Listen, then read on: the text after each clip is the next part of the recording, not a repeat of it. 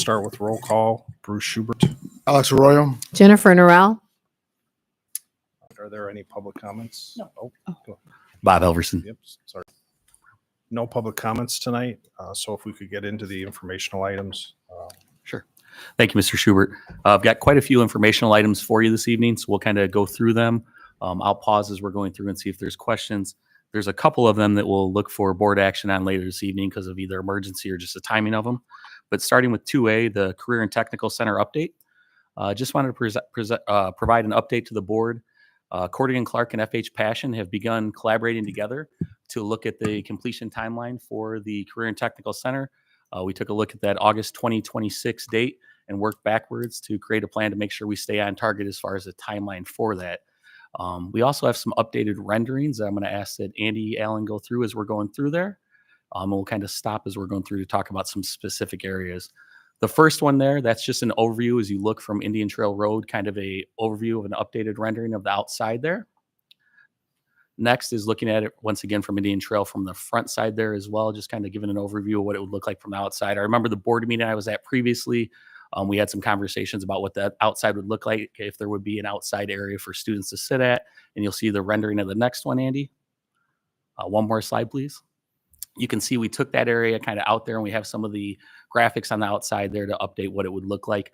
Currently, we're sitting at about 75% completion as far as the renderings, specifically on the outside. Next slide, please. Once again, just kind of looking at the rear side of the building there where the buses would come through. Next slide, please.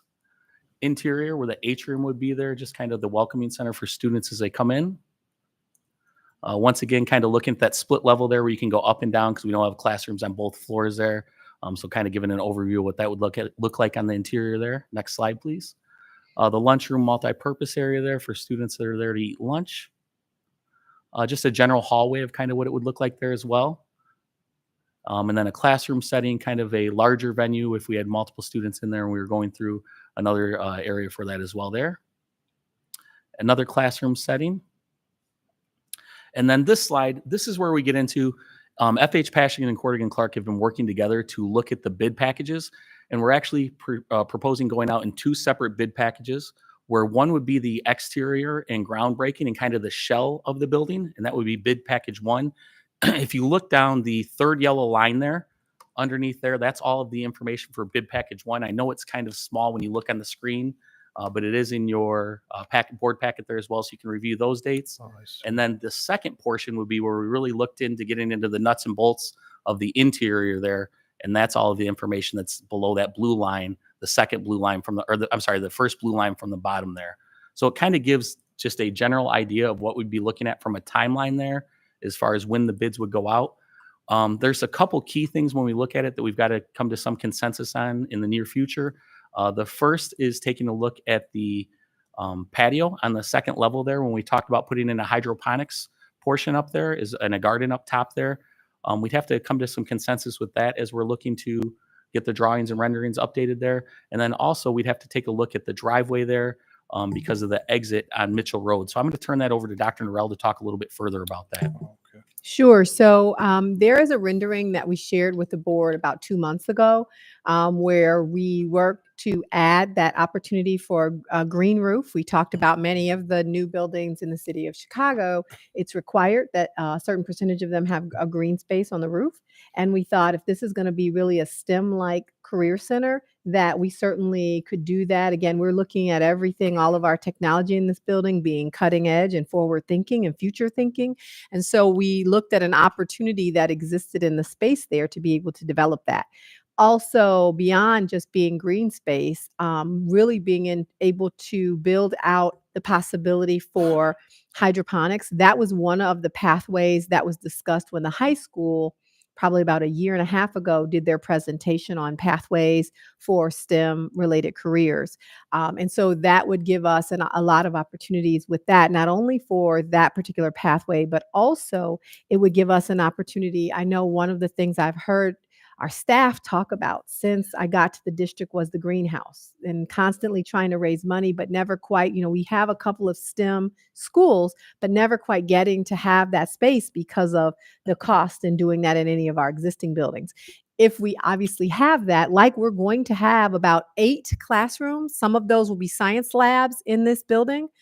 Because you built in some that could be a biology lab, a chemistry lab, right? Yeah, so having that, we could have something where we could have other classes like from our magnet school, even from next door, which is our Benavides STEAM Academy, have an opportunity to utilize that as kind of a district green space for them to be able to engage in some of those things that we've never been able to provide. So always looking at opportunities. The thing about that I want to get on record though is with that space being built out as it was shared with the board a couple months ago, our architects and FH Passion want to make sure that the board knows it's going to run us roughly what about 500,000?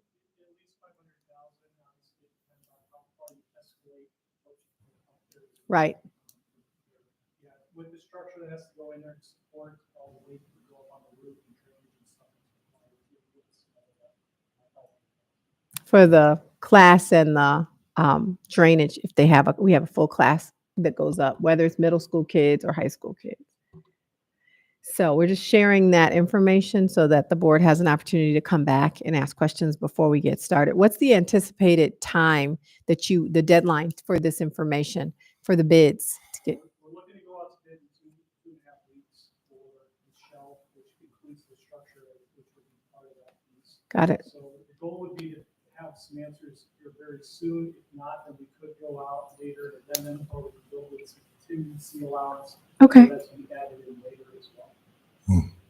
So I know Bruce and Alex, that piece before we get to the other one, we could wait and I could actually have conversations with more board members. And then we can all kind of weigh in on Are you that talking about this roof? for the rooftop green space. Yeah. And potential to have the functionality of a greenhouse or hydroponics is something that's of the future. So, If it's year round, probably greenhouse. yeah. Well, do it in and they'll the be able to go hemisphere. up there and do activities year round. Yeah, I mean, obviously, if it's open and it's snowing outside, it's a little harder. Right. to enclosure up there. So if we start looking at enclosure, adding greenhouse, then potentially extend that. Yeah, this some Right. of your hydroponics freeze.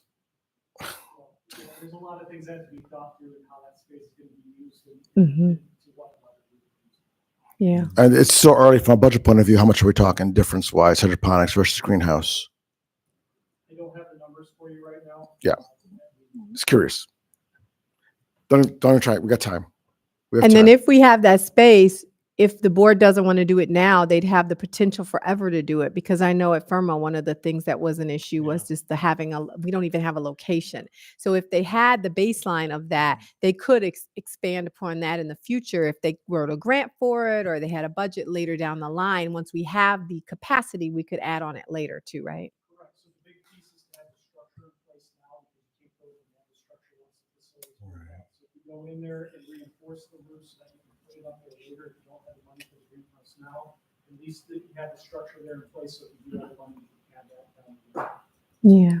I mean, what would a greenhouse versus hydroponics weigh?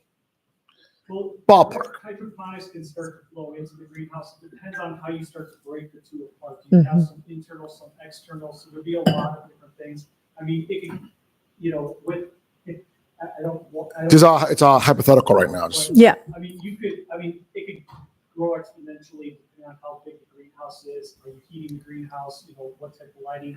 What plants are you putting in there? So it does start to grow. I mean, you could add another $500,000 if you got into it. It doesn't necessarily mean that it'd be that high.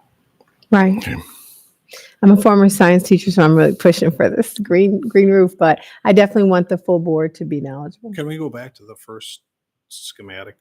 I just had Yep. part Andy. before we go on. I had a request from the audience. Anyone talking, please go to the microphone because the audience that's watching online can't hear. From the I think from audience. here forward, if any questions. Yeah, no, that's a from the great audience. idea. Yeah. Okay. So yeah, Here forward. yeah, got it. Thank you. Which slide? Go back, Andy. One more. The first. Yes. Yep. You're looking for the aerial shot, right? Yeah. Yeah. Yep. That one. Can you zoom in on it a little bit or no? Actually, Yeah, do you have there we go. it's over that way. So, So are we talking this whole roof structure or just no, part? actually, I'm sorry. Rich, where's the rendition with the green space that you showed the board before? Pause. Come forward. Yep. Don't answer that without a microphone. I don't think it's in this rendition right now, so I can get that back to you and send it to you so you can share it with the group. Okay. But I do know it was in a former Andy, one. do you have the previous one still on that computer? No? Because you had a great visual of that. Yeah, we did have a layout. So the idea, I think the original plan was more showing like planters and walls. So it'd basically be a section of the roof right over the front portion. So we would basically have a ramp that comes down to that roof. We'd have a platform area. You would stop the students from being able to just walk across the roof by having walls. Some of those would be based off planters, and then whether they're tall planters around the perimeter and then lower planters that would be on the ground, they'd most likely be trays. But part of it's meeting with teachers and understanding how they would use that space, depending on the types of plants they put in there and how they want to utilize that space. So. No? That's okay. If you run across it, let us know. But I do recall, what is this, 2016 maybe, out at the Magnet Academy there, they had visions of having a greenhouse at that location. I thought we had procured some property next to the parking lot on the south side of that building there for that. But I know that never came to fruition. And so we're thinking of maybe putting it here instead, I guess, right? Yeah. Is that And- what?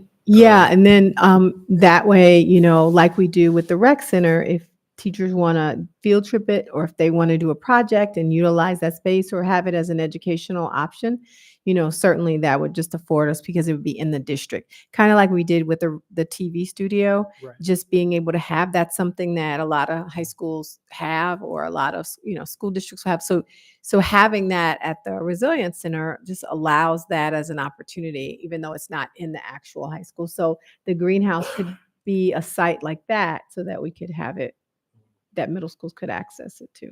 We also talked about putting it on the roof too, to secure that area so that people couldn't access it just at any time. So by putting it up on the roof, whether it's just a single garden, it stops kids from going into it outside of school. And then with the glass, protecting it, since it's up and out of the way, people couldn't go up and break the glass. So that was another thought process. Yeah.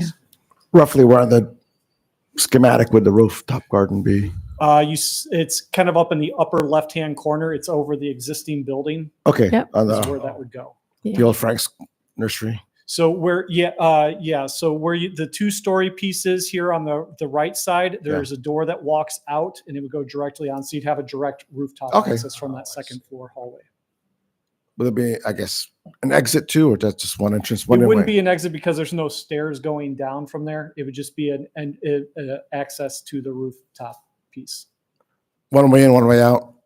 For the rooftop, yes. I mean, Is that we'll legal? look at- Before we get, is that legal? because it's under 50 people, you can have one exit out is how we would look at it. And there are stairs right as you come in the door from the outside. There are stairs going down All right. and out. Sorry that we did not have that visual for you guys. That would help. And I know at a previous meeting, I know Judd had brought up about solar.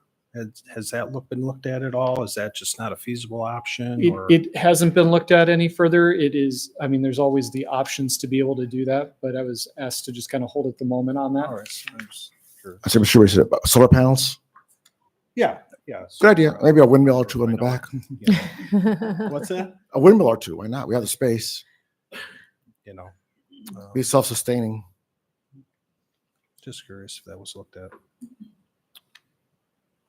Okay. So that was the first question. The second question, aside from the green roof, was something else that you mentioned. The road access. Oh, road access, access. Yeah, I just wanted to share that actually we have on closed session for full board property acquisition because Attorney Bernie Weiler is going to talk to you this evening about that access road because he's been communicating with the owner of that property that is directly to the north. And so more to come with that. But certainly on the memo, they just talk about the fact that we've been in conversations and we're looking for next steps, I believe, is getting some kind of appraisal for the value of that stretch. Is that temporary use or permanent use of that road? He'll have to tell you about it. Permanent Permanent. use? Yeah. Okay, I know who to. Yeah, I know who to go to. It's not actual use. It's just to prevent them from. Yeah, it's just to it's not a taking, it's just a, well, it's a taking in terms of, it would prohibit anybody from building anything on that area that we need, which is mostly within their setback anyway. Mhm. So, To be an easement almost. but we still need to, if we don't get it voluntarily, we're gonna have to go to condemnation. Which, Right. And we'll talk about it in closed session, yeah, for strategy, yeah. So more to come tonight on that. Thank you. Can we Thank you. just briefly go through the timeline here then? So Oh, you yeah. said the bidding Can you do will that? occur over the next, yeah. Andy, just can you kinda- go back to the timeline page, please? I can kind of, Just I'll let Josh come up too to kind of Yeah. walk us through. So obviously, we've kind of talked about the schedule. We are looking to go out to bid for the site and shell is what we're looking at going out to bid for at the end of this month.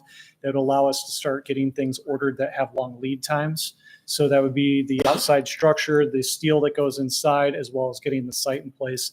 And then we're looking at going out to bid for the remainder, the interior build out of the space, enclosing the building with windows, doors, stuff like that would be part of bid package 2, which we're looking at doing in March. And then we kind of looked at the schedule, and I'll let Josh talk about the schedule a little bit in regards to trying to hit that August 26th move-in date so you guys will be ready for the 26-27 school year. Yeah, absolutely. Yeah. So, I mean, basically working backwards from that, and I'm Josh Curran, by the way, with FH Passion, working backwards from that August move-in date. Mhm. And it's really driven by getting the building enclosed, getting under roof as we go into the winter at the end of 25. So that was part of the reasoning with breaking the project out into 2 bid releases so that as the Rich's team is still completing, the interior finishes and all the final details, we can get the major structural site items released and start kind of the clock Mhm. ticking on those items. Mhm. So it's really getting those major precast structural items released that carry a long lead time, a 4 to 6 month lead time to fabricate these items. So getting that out to bid here by the end of this month kind of gives us a chance to get those materials on site and get this building enclosed prior to the winter. And then working through the winter leading up to, a fall 26 or a summer 26 Summer completion. 26, yeah. Wow, That's great. that's great. Oh, you found it. Andy, you're amazing. Oh. Oh, I Okay, see. Rich, take Okay. it away. Yeah, so obviously this is the basic layout. So as I was saying, on the second floor, there'd be a set of doors that walks out. There'd be a ramp down because the levels are slightly different to bring you down to that main roof level. And then again, we're looking at some type of walls to kind of keep the students in that space so they can't just walk around the roof. And then looking at potential areas for planting to occur. Now, working with the teachers, understanding what they want in that space for hydroponics is really kind of the next step and questions that we have to go through Mhm. because we haven't been able to have that conversation yet.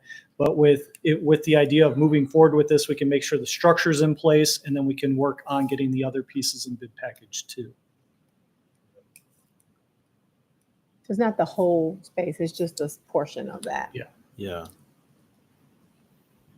There's some potential. And again, if you wanted to look at it as half of this is, a greenhouse and then the other half is outside, or maybe the whole thing becomes a greenhouse, there are different options that we can look at here.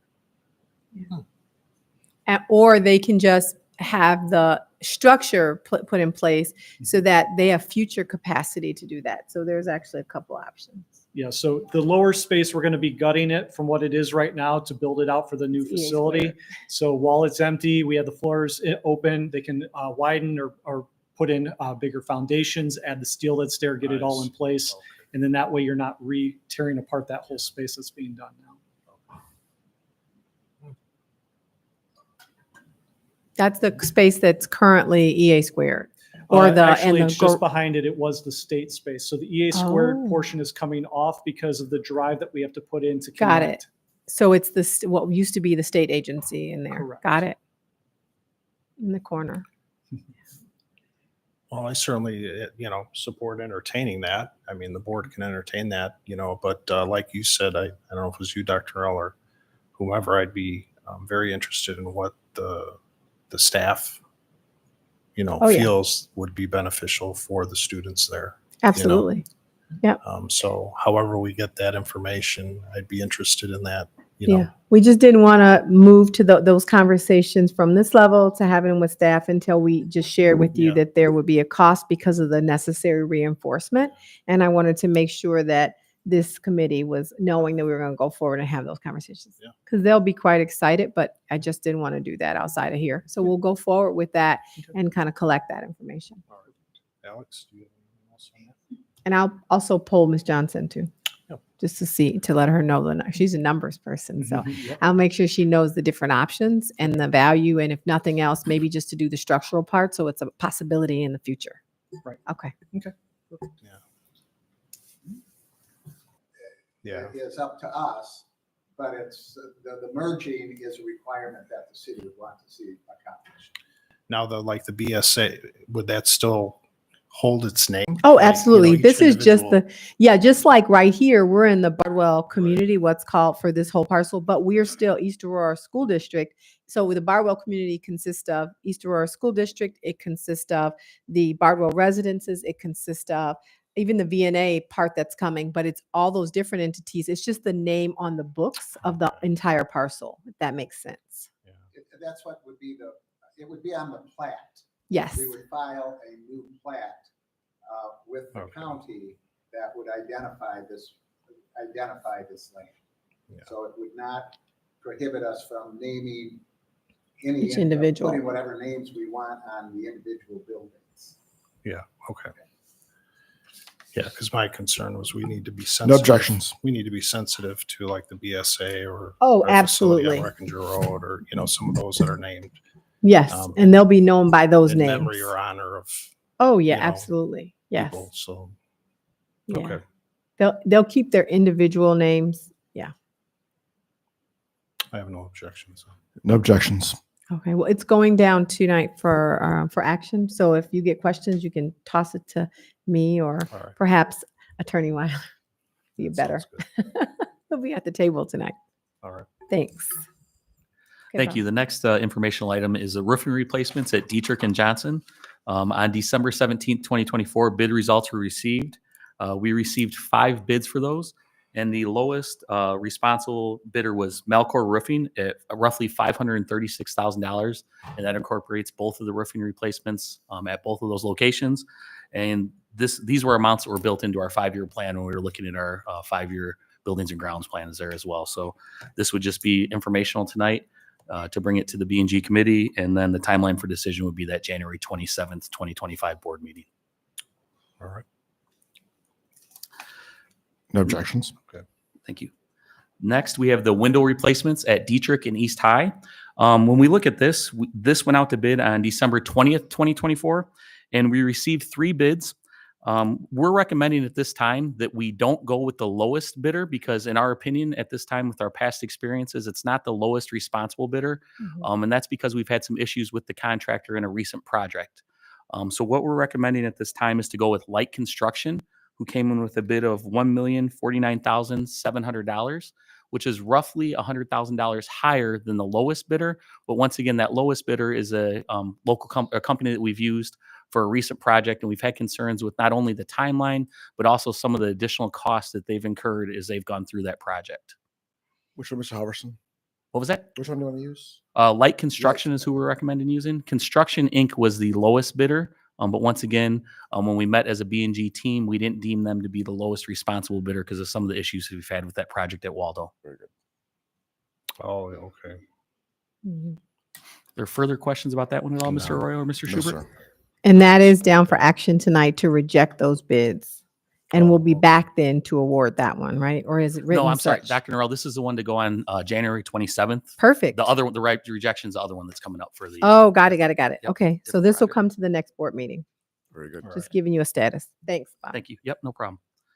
The next one, this is the one Dr. Norrell just previewed there. When we look at the Waldo elevator replacement, those bids came in. We only had 2 bidders. There's not a ton of contractors out there who are doing elevators in the state of Illinois.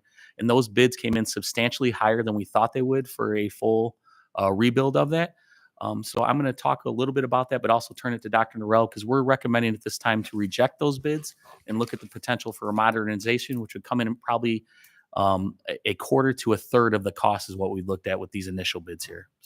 Yeah, and just for the record, I'd like to ask Richard Blair, our architect, to come to the podium to share the modernization, because something like elevator safety for me is really, for all of us, is really, really important. So I want the board to understand how the modernization will be equally as a safe opportunity for Waldo. So could you just share the? Sure. Yeah. So the big thing with the elevator replacement is they have to go in and cut things open to pull things in and out. So they do have to start opening up the building, and it adds a lot of cost to it, especially in an older building like Waldo.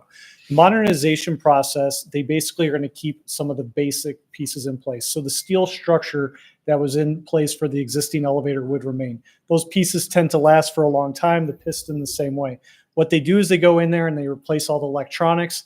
They basically tear down the cab and rebuild the cab. So it's basically the structure is staying in place, and they replace the doors and the finishes and all that as well. So really you're getting a brand new elevator minus a couple of the structural pieces that have longevity in them and don't cost or don't have any real threat to falling apart. So the cost savings is dramatic because you don't have to tear the building apart to get the new elevator in. You're able to go in there and basically remove the worn pieces and replace them with new. And then again, it goes back to what Bob was saying, where you're going to save costs and you're going to pay about a third of the cost of these bids. You've also done this at the high school a couple of years ago, and you have had no issues that I'm aware of at this point, and it's worked out just fine. I'm embarrassed to say I didn't Waldo had an elevator. Where is it? It's I never on had the, one. I many times I never saw an elevator there. yeah, it's on the south side of the building, closer to the east of the hallway that runs east-west on the south side of the building. It's on that hallway next to the bathrooms, just outside the home ec area. Is that part of the original construction? No, it was Okay. added. It was added back in the 90s. Okay, I don't remember seeing one. Okay. Any other questions? And the reason we didn't go that route initially was what, we thought these bids would be much lower than they came in as, or? We thought they would come in a little low. We thought they would be lower, so they did come in a lot higher than expected. A lot of it comes back to the age of the building and the complexity of trying to get into the existing opening in the building. And then as we started to dig into it and talk with these elevator contractors, as they were giving us responses, they were kind of even suggesting this direction as well. So part of it was due to the height of the elevator. We thought it might be better to go with the newer one, but all recommendations are pointing towards modernization. It'll save the district a lot of money. Now, I don't know if it was the elevator at the high school. Remember, we had a lot of delays with that, Yes. and Yes. is that still kind of the environment out there, or is it? Elevators have delays. What I will say is that the new elevators are harder than the modernization. So when you go out for a modernization, it is the elevator contractor that's bidding on that, and they're the ones that have to provide it and give you the schedule. With this type of method, you have a general contractor bidding on it, and they're going out for multiple numbers with multiple people working under them, and the elevator contractor can do whatever they want. So if you remember on this building and the rec, both those elevators came in very late. Yes. Why? Because the GC had no control over it. So with the modernization, you can hold the person that got the numbers Right. liable for That's what true. Oh, interesting. they provided. Good point. Yeah. Didn't think about that. Interesting. Okay. Okay. And that's going for action tonight. All right. I'm good. Okay. Thank you. The next informational item here is the replacement of select rooftop units on certain buildings throughout the district. Yep. The district has replaced and added HVAC equipment to its buildings over the last 6 years. In some instances, when this replacement was planned, we knew that there was 7 to 15 years left on the rooftop units. And now we're 6 years out from that. So some of those units are starting to age out a little bit and are requiring a lot of support and a lot of calls to get people to come out and take a look at those. One such example of that was at Allen earlier this year. If you remember, we had a rooftop unit that went down, and it took us about 6 weeks to get it back up and running. We had to rent a external unit to cool the building at that point in time. So what we're taking a look at is there's approximately 30 units over the next 5 years or so that may need some support. Right now, what we have is there's 5 units specifically that we're bringing up to the Buildings and Grounds Committee to take a look at. Those are at Simmons, Allen, Dietrich, Hermes, and Johnson. And they've got ages of those units from 8 to 19 years.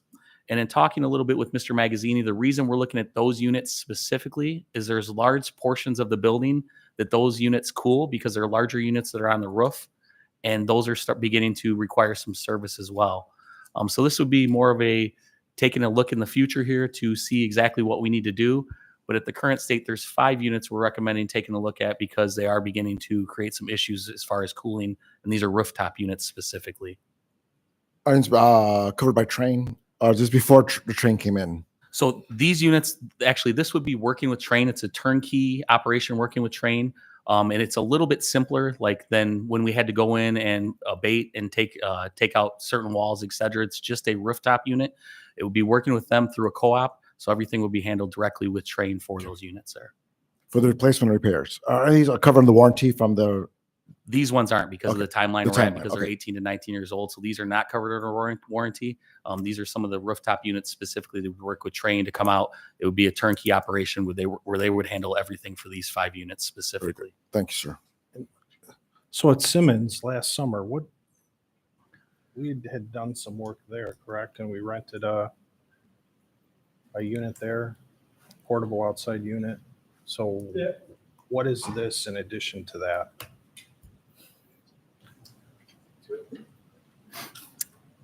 All right, so with the mechanical projects that we've been doing throughout the district, there were a handful of units that still had life in them.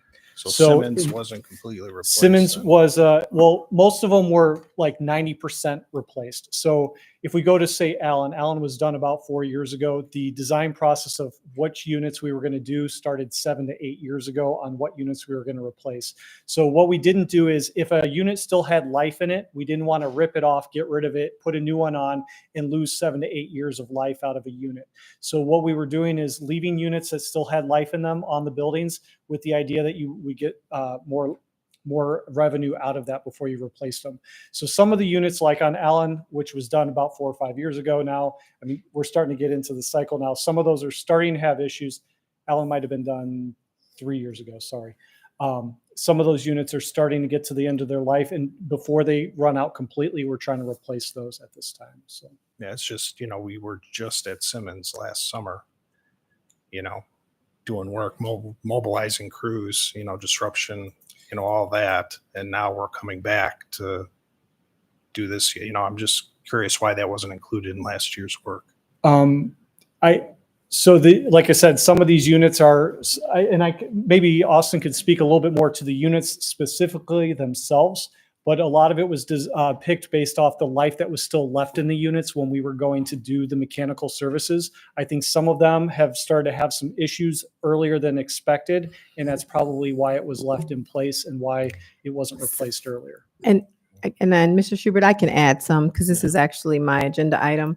These particular units, the 5 of them, Hermes, Simmons, Allen, and Johnson, and Dietrich, were built into our 5-year plan where we asked the architects to prioritize the needs. And so on that document, in which I don't think we prepared to pull up tonight, but you can reference it, we kind of detailed those units because we knew when we were finishing the bigger projects, each of those project specs, we asked them to go back through with Steve and actually look at, like when we're doing the total HVAC project at Simmons, for example, what are the units, the number of units that we're doing and the ones that are left behind. Same thing when we did Johnson and same thing when we did Dietrich. Dietrich was actually the first project that we did in the 1920 school year.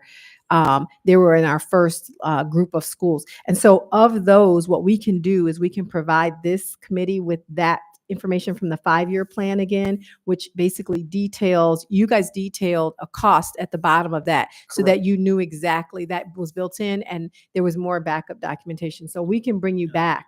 Yep, the documentation that we use for the 5-year plan, which will be helpful. Yeah. Okay. Thanks for that. Thanks. Response on that. All right, But, next item, we're going to move along But here. what's impressive here Yes. is the replacement of 100 of these rooftop units. Oh, and yeah. what time period are we talking that was being completed in? 6 years. It started in 5 years. 2019. 6 years. So 6 over 100 years. units. So And you touched total HVAC 19 schools. yeah. And you great. did that in that short of a time span. So that's unheard of.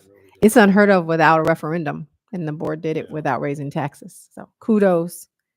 Can't say that enough. Kudos to the district for executing that along with Yep. everyone else involved. So, okay. Dr. Norris. Okay, I think I'm doing the next one, Waldo Gym floor. I know I talked to you, Mr. Schubert, and I talked to the board president about this because we had to give approval a couple of weeks ago for the timeline.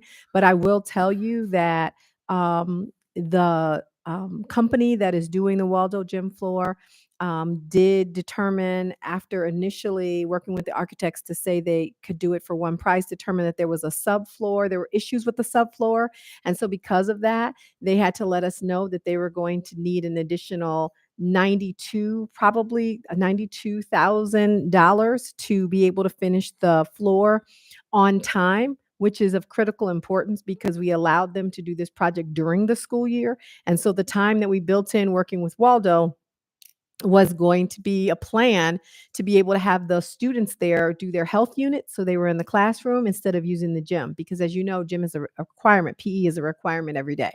So in order to keep the project on track, we have the vote tonight for the full board for the full, it's up to $95,000 additionally for the floor because of the condition of the subfloor. We can't just simply move forward with the plan as the board initially approved. So we did work with the architects, and that was our up to amount, and it is going for action tonight. So can someone narrate this? yes, I think Rich, do you want to narrate it? That's basically showing the subfloor as it exists, which is in a very bad condition. Yeah, so just to kind of update you on what happened, when they went in to actually start removing the floor, they took out a small section in one area, and at first it looked okay. Then once they started demoing everything, the substructure, so these black boards that are going across, that's kind of your subframe, and then your floor floats across the top of that. It was loosely put in there before, whenever it was last installed. So as they started to tear up the old floor, those things all started falling apart, and they have to basically go in and replace those. So what these pictures are doing is just showing you the condition of what was underneath the original gym floor and why it needs to be replaced. Again, it's a 100-year-old building. I don't know when this floor was put in. They did cut up an area. We did have some assumptions, but the existing conditions were worse than everybody planned. And unfortunately, they need to go in there and add the additional sleepers in place. All right. I know. Not good. Yeah. What are you going to do? Okay. All right. Okay. Thank you. The next information item is the Skyward time clock integration. This summer, we'll be moving to Skyward for our financial management platform. And with that, we need to integrate a time clock system that integrates seamlessly with Skyward. Dr. Engel's been a part of those calls a little bit with Skyward, so I'm going to turn it over to him to speak on that a little. Sure. So the current time clock system that we have through Times Clock Plus will not integrate with Skyward. So this is the solution. This is a 3-year proposal. This takes care of all of our B&G staff and all of our per diem staff. And this is at every single location with multiple locations for clocking in and clocking out. So this will be on an action item, not for tonight, but for the following board meeting. Interesting. No objections. Thank you. The next informational item is copy services request for proposal. This came from Andy Allen, the Executive Director of Information Services. When you look at it, regarding our outgoing request for proposal for copiers, in the fall of 2020, we went out for a 5-year contract with Image Tech. That is coming up, so we're at a point where we need to go back out for an RFP to get updated quotes on what we need to do as far as our copier services there. So once again, this is just informational. As far as the timeline of this would be in the future. The next one is the sale of a personal property school bus. Once again, this is a bus that was used for our building trades, and it's a bus that's now become outdated and a little bit dilapidated. It was at the high school.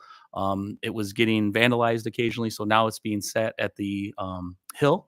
And through the process, Gladys has worked together to get some bids on that. And it's looking like initially it was right around $1,000, but she's worked a little bit there to get it up a little. Gladys, do you have any updates on that you want to provide?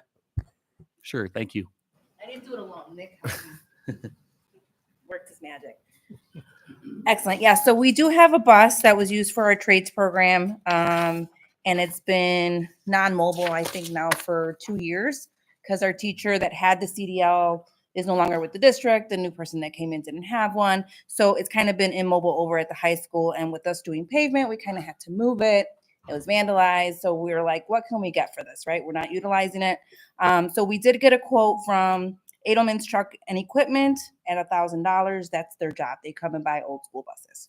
But Nick also suggested checking to see what the local scrapyard would give us. So we did that, and they're gonna give us about between $1,700 and $1,800 based on the weight. So they have to gut everything out and then kind of weigh the material. So that's kind of what we're looking at doing, is going with city auto wreckers. I would have bought it. So I would have bought it. Partridge Family bus. Okay, sounds good. hey, Are we- I've seen people do neat things with school buses. So Partridge Family style. absolutely. Are we So- looking for a replacement for that, or is this just getting rid of Not it at this and- time. What they've been doing with that CTE class, since the teacher does not have the CDL, we've just been utilizing either a Durham bus or a first Yeah. student bus to shuttle those students to their Sure, work sites. okay. I know they were going over to Oak Park for a little while. So, and we'll continue to do that so they can haul their equipment over that way. Yeah. Okay. So with your permission, we'd like to go ahead and move forward. No Yeah, objections. Next time, yes. Thank you. Thank you, Lattice. Next, we have 3K, which is the disposal recycle of personal property. It's IT equipment, and that's once again coming from Andy Allen's department there. It's recycling some of the old computer technology equipment that we have. So once again, that's just coming up for information and recommendation for a future board meeting as well. Sounds good. No objections. No objections. And the last one, and I'll keep it really brief because I know we've had a long meeting tonight, is just the work order summary. You can take a look at it. We've had 371 maintenance orders during November and December. 50% of those were completed on time, 50% completed after 7 days due to ordering parts, building access, and the holiday season as well there. So we're still getting them done. Obviously, sometimes the delivery gets done quicker than a full maintenance project there. So that's the variance in time there as well. Great. Very good. And that's all I have for informational items tonight. Anything else? Motion adjourned. Anything else, Dr. Nero? Okay, we're adjourned at 6:50. Thank you. Thanks. Thank you, Mr. Harrison. Huh? Yeah. Not my first time. Oh, and this been 64. When I was the first time. Yeah. Oh, yeah.